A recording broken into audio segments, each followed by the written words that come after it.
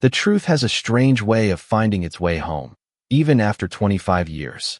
The crystal chandeliers of the sterling grand ballroom scattered golden light across polished marble floors as New York's most influential guests gathered beneath ceilings painted with clouds and stars. Expensive watches glimmered. Champagne glasses clinked softly. Conversations about mergers, investments, and private jets floated through the air like background music. At the center of it all stood Richard Sterling, the billionaire founder of Sterling Hospitality Group. At 58, he was a man accustomed to respect, obedience, and control. A single word from him could change careers. A single decision could move millions of dollars. Yet on this particular evening, something felt off. He checked the time on his custom Swiss watch and frowned. The annual charity gala was proceeding flawlessly, but a restless feeling lingered in his chest.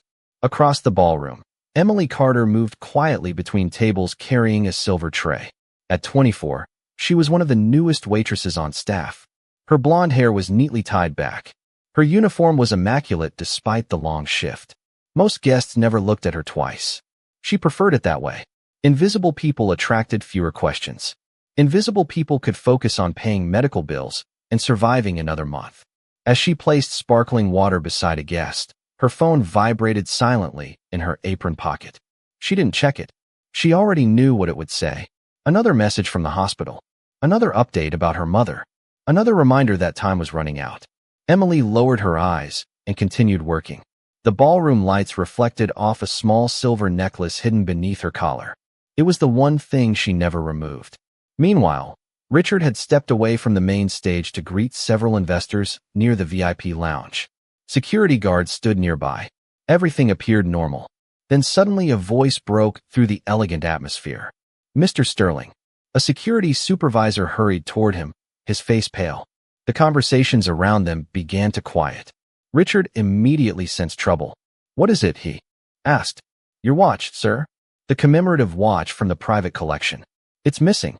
Richard's expression hardened instantly. The watch wasn't simply expensive. It was irreplaceable. A gift commissioned years ago. One of a kind. The room seemed colder. Guests exchanged concerned glances. Security personnel moved quickly. Within minutes, discreet conversations became whispers. Whispers became rumors. Rumors became suspicion. Richard listened as reports came in. Several employees had entered the VIP corridor during the evening. Cameras had briefly lost connection during a system update. One name appeared repeatedly in witness statements. Emily Carter. Richard's jaw tightened. "Bring her here," he said. Emily was collecting empty glasses when two security officers approached. Confused but calm, she followed them through the crowd. Hundreds of eyes seemed to turn toward her. The music continued playing, but nobody was listening anymore. She stopped several feet from Richard Sterling. For the first time, their eyes met. Something strange flickered through her expression. Recognition. Fear. Hope. It disappeared almost instantly. Richard noticed none of it. His attention was fixed on the missing watch. "Miss Carter," he said coldly, "security reports place you near the VIP suite multiple times tonight." Emily swallowed. "I was serving guests, sir." "Then perhaps you can explain why you're the last employee seen near the collection room." Murmurs spread through the ballroom. Emily's fingers tightened around the edge of her tray. "I didn't take anything." Richard stared at her. Years of business had taught him to trust evidence over emotion. At that moment, the evidence seemed clear. The crowd waited. The tension thickened. Somewhere outside, rain began tapping softly against the tall windows. Richard took a step forward. Emily felt her heart pounding. Not because of the accusation. Not because of the crowd. But because she was standing only a few feet away from the man she had searched for her entire life. Then Richard spoke again, his voice echoing across the silent ballroom. "If you're innocent, Miss Carter, then you have nothing to fear." Emily looked at him. Really looked at him.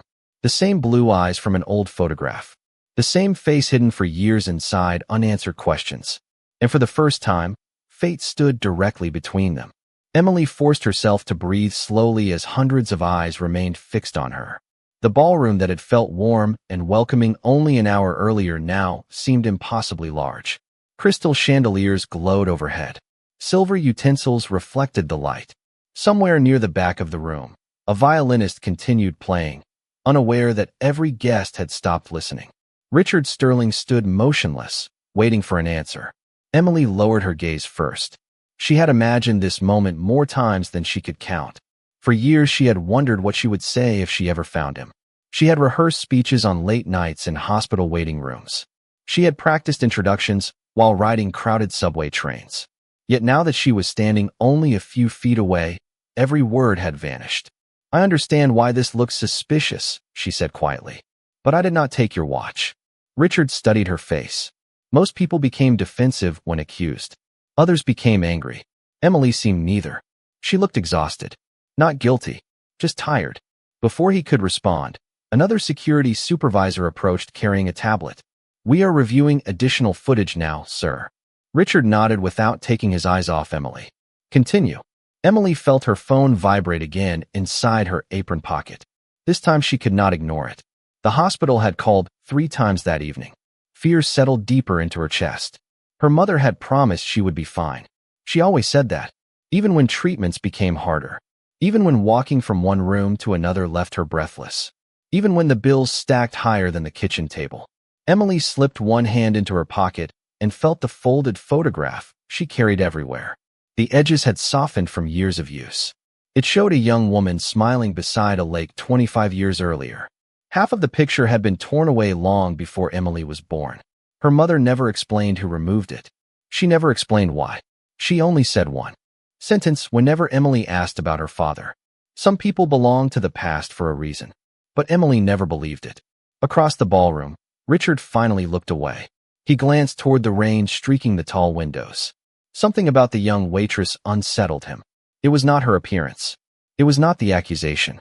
It was the strange feeling that he had seen those eyes before. The thought irritated him. He dismissed it immediately. He was a businessman, not a sentimental old man chasing memories. "Search every employee access log," he instructed security. "I want a complete timeline." Several guests quietly resumed their conversations. Others pretended not to watch. Emily remained standing where she was, invisible once again, except for the suspicion surrounding her. Then her phone vibrated for a 4th time. This time a voicemail notification appeared on the screen. Her heart dropped. She excused herself and stepped toward a quiet service hallway. Nobody stopped her. The message began the moment she pressed play. "Emily, this is Dr. Harrison from St. Mary's Hospital. Please call us as soon as possible regarding your mother." The message ended. No details. No reassurance. Just urgency. Emily closed her eyes. For a moment the sounds of the gala faded away. The music. The conversations. The clinking glasses. None of it mattered. She only wanted to reach the hospital. She only wanted one more ordinary day. One more chance to sit beside her mother and hear her laugh. When she opened her eyes again, she noticed someone standing at the end of the hallway. Richard Sterling. He had followed without realizing it. He had intended to speak with security. Instead, he had overheard enough to understand that something serious was happening. Emily quickly wiped away the moisture gathering in her eyes and straightened her shoulders. She refused to cry here. Not in front of strangers. Not in front of him. Richard hesitated. For the first time that evening, certainty abandoned him. The young woman before him did not look like someone planning a theft. She looked like someone carrying a burden much heavier than a missing watch. Neither spoke. The distance between them remained only a few yards. Yet neither understood that the answers both had been searching for were already much closer than either of them imagined. Richard remained in the hallway long after Emily lowered her phone. Neither of them seemed eager to break the silence. Rain tapped softly against the tall windows overlooking Fifth Avenue. Beyond the glass, Manhattan glowed beneath wet streets and streaks of reflected light. Inside the Sterling Grand, the gala continued, but for Richard, the evening had begun to feel strangely disconnected from the world he understood. Emily slipped her phone back into her apron and straightened her shoulders. Years of hardship had taught her how to hide fear. Bills still had to be paid. Shifts still had to be finished. Life rarely paused for bad news. "Is your mother all right?" Richard finally asked. The question surprised both of them. Emily hesitated. "I hope so." Her voice remained calm, but the exhaustion beneath it was impossible to miss. Richard nodded once. He was not a man known for personal conversations. Employees expected instructions, not concern. Yet something about her answer lingered. Before either could say more, a security officer appeared at the end of the corridor. "Mr. Sterling, We have additional information. The moment shattered. Richard returned to business instantly. Emily watched him walk away. Powerful, confident, untouchable. The same man she had spent years imagining. The same man whose face she had never fully seen. Her mother had hidden every photograph, every letter, every detail. But she had never hidden the truth that somewhere in New York lived a man named Richard Sterling. A man who never knew he had a daughter. Emily returned to the ballroom. Guests glanced toward her as she passed. Some looked sympathetic. Others looked suspicious. She ignored them all. The service station near the kitchen offered a brief refuge from the attention. There, tucked inside her locker, sat a small metal box. During her break, she opened it carefully. Inside were a few treasured possessions. Hospital receipts, birthday cards from her mother, a faded photograph, and an old silver bracelet. Emily picked up the photograph first. Her mother looked barely older than Emily herself. Sunlight reflected off a lake behind her. The right side of the picture had been torn away years ago. Whatever had once existed there was gone forever. Yet every time Emily studied the remaining image, she wondered about the missing half. She wondered about the person removed from the frame. She wondered whether he had ever thought about them. Across the building, Richard entered a private conference room where several members of his security team waited. Digital floor plans covered large monitors. Camera footage played silently across multiple screens. "Tell me what you found," Richard said.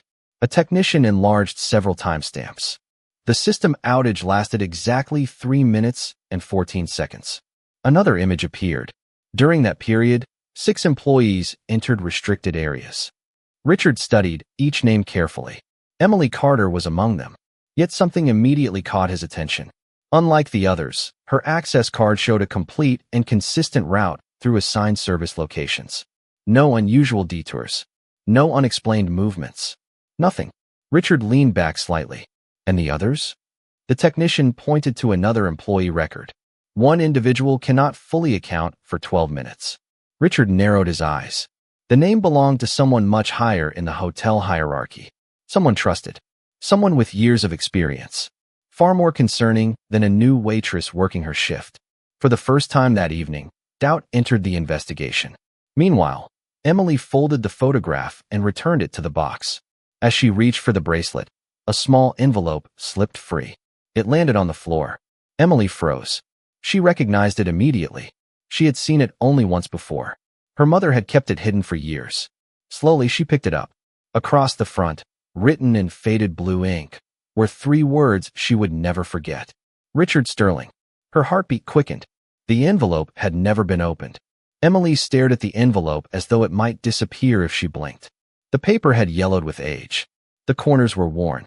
It had been sealed for nearly 25 years. Her mother had kept it hidden through every apartment move, every financial struggle, every hospital visit. Yet somehow, tonight of all nights, it had fallen into Emily's hands. She traced the faded handwriting with her thumb. Richard Sterling. The name felt heavier now than it ever had before. Outside the employee locker room, the sounds of the gala continued. Laughter drifted through the hallways. Glasses clinked. A band played soft jazz near the ballroom stage. Life moved forward, unaware that an old secret was quietly beginning to surface. Emily slipped the envelope into her apron pocket. She wanted to open it immediately. She wanted answers. But she also feared what those answers might contain. What if her mother had written to Richard and he never responded? What if he had known about her all along? What if he had chosen not to be part of her life? The questions settled heavily in her chest. Across the hotel, Richard remained inside the conference room reviewing security reports. The investigation had become increasingly complicated. Every new detail seemed to point away from Emily and toward someone else. One of his senior financial administrators, Gregory Collins, had failed to account for several crucial minutes during the camera outage. Gregory had worked for Sterling Hospitality for nearly 15 years. Trusted, respected, reliable. At least that was what everyone believed. Richard folded his arms as additional footage appeared on the screen. "Show me the service corridor near the collection room," he said. The technician nodded. Grainy video filled the monitor. Employees moved through the hallway carrying trays, supplies, and equipment. Richard watched carefully. Then he noticed something unusual. Emily appeared on screen exactly where she claimed she had been, delivering water, refilling glasses, following her assigned route. Nothing more. Nothing less. Richard frowned. Earlier that evening, he had been convinced the matter would be simple. Now certainty was slipping away. Continue reviewing every angle, he instructed, and do not make any assumptions. Meanwhile, Emily returned to the ballroom. She moved quietly between tables, finishing tasks with practiced efficiency despite the storm of thoughts racing through her mind. Several guests still glanced at her when she passed. The accusation had not been forgotten. She could feel it lingering in the air like an invisible shadow. Near midnight, another call arrived from the hospital. This time she answered immediately. Emily. The familiar voice belonged to Nurse Martinez. Relief washed over her. How is she? Emily asked. There was a brief pause. Your mother is stable for now, but she keeps asking for you. Emily closed her eyes. Stable for now. For words that carried both comfort and fear. I will come as soon as my shift ends. She also asked us to remind you about something, the nurse added gently. She said there is a letter you need to read when the time feels right. Emily's heart skipped. Her hand instinctively moved toward the envelope in her pocket. Before she could respond, someone approached from behind. Miss Carter. Emily turned. Richard Sterling stood a few feet away. His expression was different now. Less certain. Less distant. The billionaire who commanded boardrooms and billion-dollar negotiations suddenly looked like a man carrying questions of his own. For several seconds, neither spoke. Then Richard glanced toward the rain-soaked windows and quietly said, The investigation is still ongoing. But some of the information we received tonight may not have been entirely accurate. Emily studied him carefully. She had waited years to meet him. Yet standing here, she realized she knew almost nothing about the man himself. Richard hesitated before adding, I believe you deserve the benefit of the doubt. Emily looked away. The words should have comforted her. Instead, they only deepened the mystery. Because for reasons she could not explain, it felt as though fate was slowly pulling both of them toward a truth neither was prepared to face. Emily stood motionless after Richard walked away. The ballroom lights seemed softer now, as if the evening itself had grown tired. Around her, guests slowly returned to conversations about business deals and investment opportunities, but the atmosphere had changed. Questions lingered. Doubts lingered. Somewhere deep inside, Emily sensed that the missing watch was only the beginning of a much larger story. Near 1 o'clock in the morning, the gala finally began winding down. Staff members cleared tables and folded linens. Musicians packed their instruments. Outside, the rain continued falling across Manhattan, turning the city into a blur of silver reflections and distant headlights. Emily slipped into a quiet storage room for a few minutes alone. Her hands trembled slightly as she removed the old envelope from her apron pocket. For several seconds, she simply stared at it. Then, very carefully, she broke the seal. Inside was a single folded letter. The paper crackled softly as she unfolded it. Her mother's handwriting filled the page. Emily immediately recognized every curve of every letter. She had seen that handwriting on birthday cards, lunch notes, and countless reminders throughout her childhood. But this letter felt different. Older. More fragile. The first line stole her breath. Richard, if you are reading this, then fate has finally done what I could not. Emily's pulse quickened. She continued reading. The letter spoke of a summer 25 years earlier. A lake. A small town in Vermont. A young man with impossible dreams and a young woman who believed in every one of them. There was no bitterness in the words. No anger. Only sadness. Then came the sentence that made Emily lower the page. I never told you about our daughter. The room suddenly felt smaller. For years she had imagined possibilities. Now she was staring at certainty. Her mother had known. She had always known. Emily closed her eyes. 1,000 memories rushed through her mind. Every time she asked about her father. Every time her mother changed the subject. Every time she said some stories were better left unfinished. The truth had been sitting quietly in a sealed envelope all along. A sound outside the room startled her. Footsteps. Emily quickly folded the letter and slipped it back into the envelope. Moments later, her supervisor opened the door. Emily, there you are. Security needs everyone in the conference room. Her stomach tightened. Instantly. The investigation. She followed him through a series of hallways until they reached the same conference room Richard had occupied earlier. Several employees were already seated around a large table. Security personnel stood near digital monitors. Richard Sterling occupied a chair at the far end. Gregory Collins sat nearby, looking noticeably uncomfortable. The meeting began immediately. Security displayed access records, camera timestamps, and movement logs. One by one, inconsistencies emerged. Gregory's explanations became less convincing with every question. Beads of sweat appeared along his forehead. Richard listened silently. The room grew increasingly tense. Then a technician entered carrying a small evidence bag. "We found this hidden inside a maintenance cabinet near the East Service corridor." The room fell silent. Inside the clear bag sat the missing watch. Several people gasped. Gregory's face drained of color. Richard leaned forward slowly. Years of business experience had taught him to recognize guilt when it appeared. For the first time all evening, certainty returned. But instead of relief, he felt something unexpected. Regret. His eyes moved across the room until they found Emily. She sat quietly with her hands folded in her lap. She was not celebrating. She was not angry. She simply looked exhausted. Richard could not explain why, but seeing her there created an unfamiliar ache inside his chest, almost as if he had failed her somehow.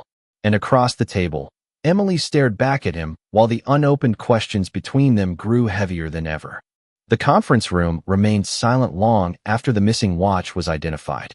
Nobody seemed eager to speak. The storm outside had finally begun to weaken, but inside the Sterling Grand another kind of storm was quietly building. Gregory Collins avoided eye contact as security escorted him from the room for further questioning. The evidence was overwhelming. The suspicion that had followed Emily throughout the evening had vanished almost instantly. Yet relief never arrived. Instead, a strange heaviness settled over her. Because being proven innocent did not change the phone calls from the hospital. It did not change the letter folded inside her pocket. And it certainly did not explain why every time she looked at Richard Sterling, she felt as though she was standing near the edge of a truth too large to comprehend. One by one, employees were dismissed. Chairs scraped against the floor. Monitors powered down. Security personnel gathered their reports. Emily stood and prepared to leave when Richard's voice stopped her. "Miss Carter." She turned slowly. The room was nearly empty now. Only a few executives remained near the doorway. Richard approached with the careful expression of a man unaccustomed to apologizing. For most of his life, people apologized to him, not the other way around. "I owe you an apology," he said quietly. Emily said nothing. Richard glanced briefly toward the table where the evidence had been displayed moments earlier. The investigation should have been completed before assumptions were made. His words were measured, professional, yet something deeper lingered beneath them. Regret. Emily looked at him for several seconds. "Thank you," she replied softly. Nothing more. No anger. No accusation. No demand. Somehow that made the apology feel even heavier. Richard nodded once, but instead of leaving, he found himself studying her face again. The same strange familiarity returned. It bothered him, not because he feared it, but because he could not explain it. Then his eyes drifted downward. A silver chain had slipped partially free from beneath Emily's uniform collar. At the end hung a small pendant. Richard froze. The room around him seemed to disappear. He knew that pendant. Not merely the design. Not merely the shape. Every detail. 25 years earlier, he had purchased 2 identical pieces from a small jeweler in Vermont. One for himself. One for a woman named Claire Carter. A woman he had once planned to spend his future with. Richard felt his heartbeat quicken. Impossible.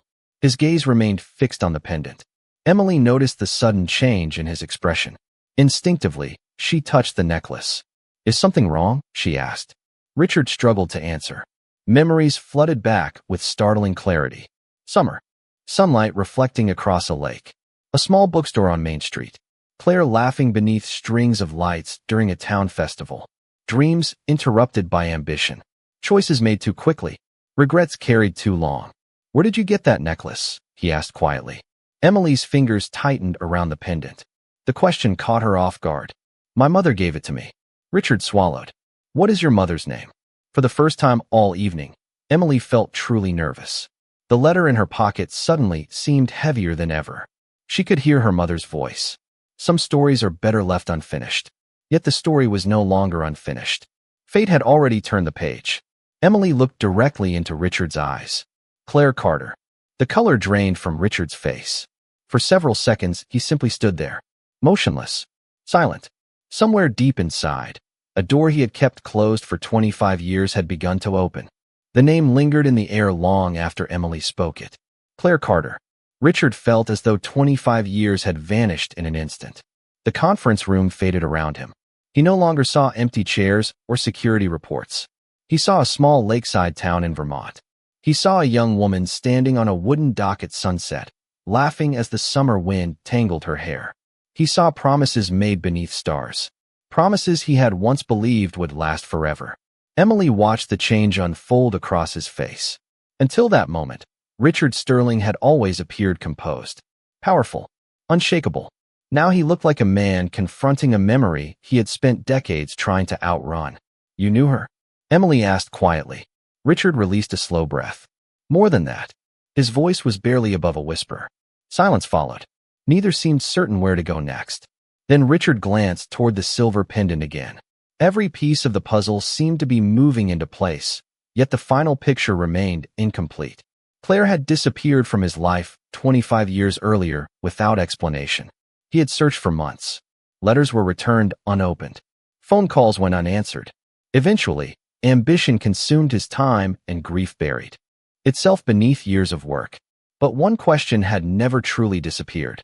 Why had she left? Emily reached into her apron pocket and slowly removed the envelope. The paper looked fragile beneath the bright conference room lights. Richard stared at it immediately. "What is that?" Emily swallowed. "A letter." She hesitated. "From my mother." Richard's eyes narrowed slightly. Emily could feel her heartbeat accelerating. For years, she had protected the secret. Tonight, the secret seemed determined to reveal itself. She handed him the folded paper. Richard accepted it carefully, almost reverently. His hands were steady when he opened billion-dollar contracts. They were not steady now. The first line struck him immediately. "Richard, if you are reading this, then fate has finally done what I could not." He continued reading. The room remained completely silent. Every sentence pulled him deeper into the past. Claire explained everything. She wrote about fear, about misunderstandings, about believing Richard deserved a future larger than the small town where they met. She wrote about discovering her pregnancy after he had already left for New York. Most importantly, she wrote about the choice she regretted every day afterward. "I convinced myself that staying away was an act of love. Perhaps I was wrong." Richard stopped reading. His vision blurred slightly. For several moments, he simply stared at the page.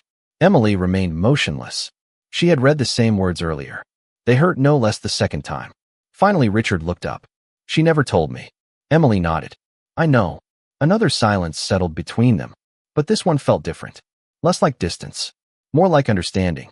Then Richard asked the question that had been growing inside him for the past hour. "How old are you?" Emily already knew why he was asking. 24. Richard closed his eyes briefly. The timeline matched perfectly. Every detail matched. The pendant, Claire, the letter, the age. Yet neither dared speak the conclusion aloud. Not yet. The possibility was too enormous, too life-changing. Richard reached for his phone and stepped toward the window overlooking Manhattan. Thousands of lights stretched across the city below. For the first time in years, none of them mattered. He called someone he trusted completely. "Daniel," he said when the line connected. "I need a confidential favor." His attorney immediately recognized the seriousness in his tone. "What do you need?" Richard glanced back toward Emily. She stood quietly beside the conference table, unaware that her entire future might be standing beside her. "I need an urgent family verification process started tonight." Emily heard the words. Her breath caught. Outside, the rain finally stopped. And somewhere beyond the clouds, the first hint of dawn was beginning to approach. The city was unusually quiet as dawn slowly approached.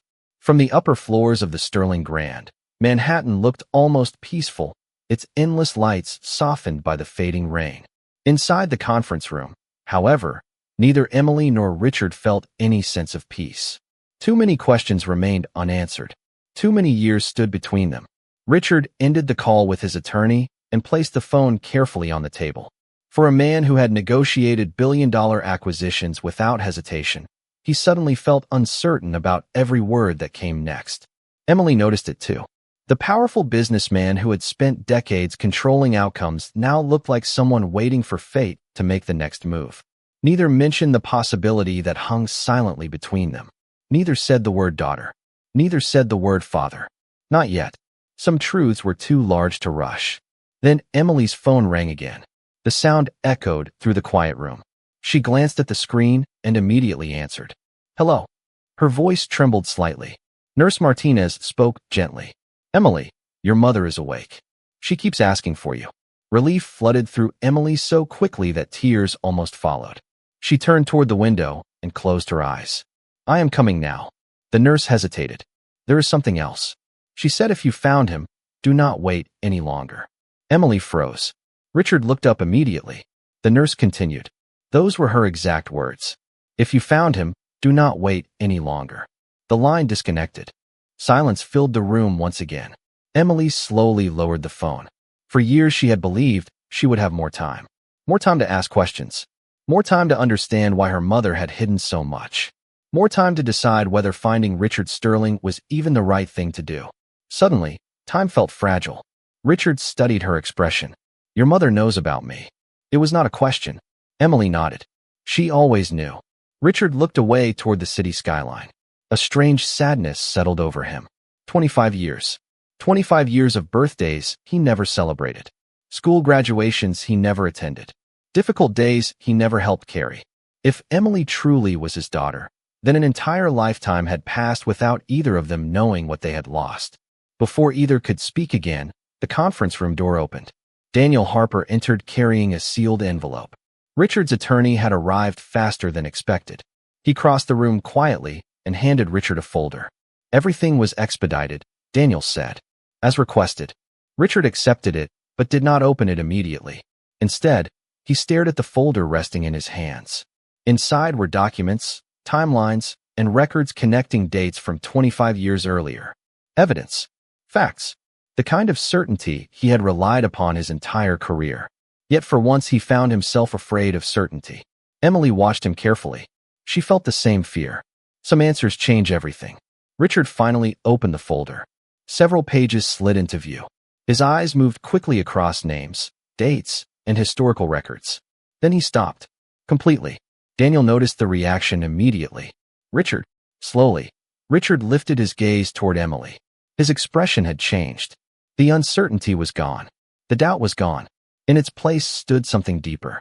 Something almost impossible to describe. Emily felt her heart pounding. What is it? She whispered. Richard looked down at the documents one final time before speaking. His voice was quiet, barely audible, yet every word carried the weight of 25 years. The dates match. Emily felt the room spin slightly. Richard swallowed hard. Every one of them. Neither moved. Neither looked away. Outside, the first rays of morning sunlight broke through the clouds and spilled across the city. For the first time in decades, Richard Sterling understood that the most important discovery of his life had never been hidden inside a boardroom, a contract, or a financial report. It had been standing quietly in front of him all along.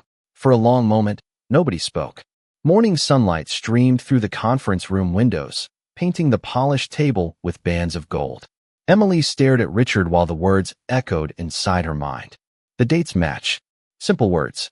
Yet they carried the weight of an entire lifetime. Daniel quietly closed the folder and stepped back, sensing that this was no longer a legal matter. It was something far more human.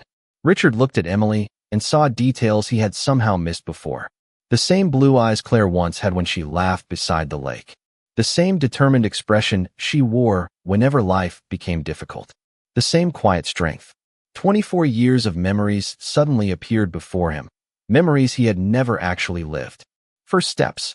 School plays. Birthdays. Graduations. Every milestone existed somewhere beyond his reach, preserved only in time. Emily felt tears gathering, but she refused to let them fall. She had spent too many years wondering about the man standing in front of her. Too many nights imagining what she would say if she ever found him.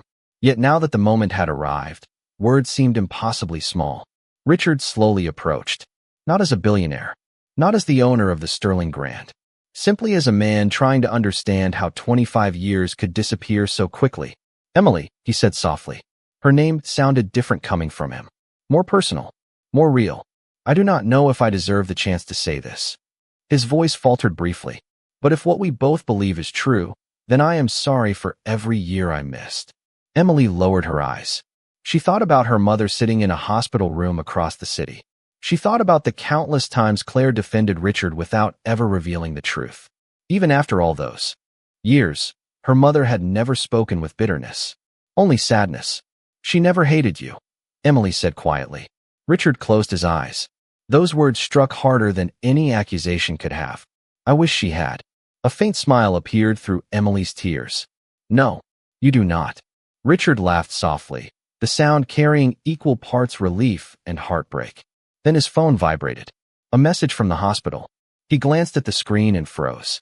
During the night, one of his assistants had quietly arranged inquiries after learning about Claire Carter. The hospital had confirmed her admission. Richard looked up immediately. We are going to see her. Emily nodded. Less than an hour later, they entered St. Mary's Hospital together. The hallways smelled faintly of coffee and disinfectant. Nurses moved quietly between rooms. Morning sunlight filtered through large windows overlooking the city. Emily led the way. Richard followed, his heartbeat growing heavier with every step. Finally, they reached room 412. Emily stopped outside the door. For a second, she simply stood there. Then she pushed it open. Claire Carter sat upright in bed, pale but awake. A blanket rested across her lap. The moment her eyes found Richard, time seemed to stop. Neither spoke. Neither moved.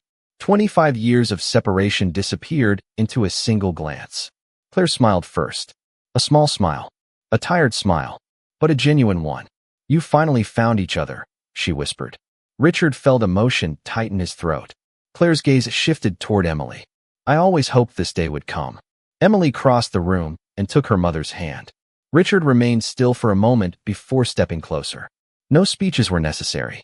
No explanations could recover lost years. Yet somehow the silence felt enough. Because for the first time, nobody was missing anymore. The city continued waking outside the hospital windows. Traffic filled the streets. People hurried toward meetings and deadlines. But inside room 412, three lives quietly found their way back together. And in that moment, Richard finally understood something money had never been able to teach him. Success can build hotels, companies, and fortunes. But the most valuable things in life are not built. They are found. Sometimes after 25 years. Sometimes after a lifetime. And sometimes, if you are fortunate enough, just before it is too late.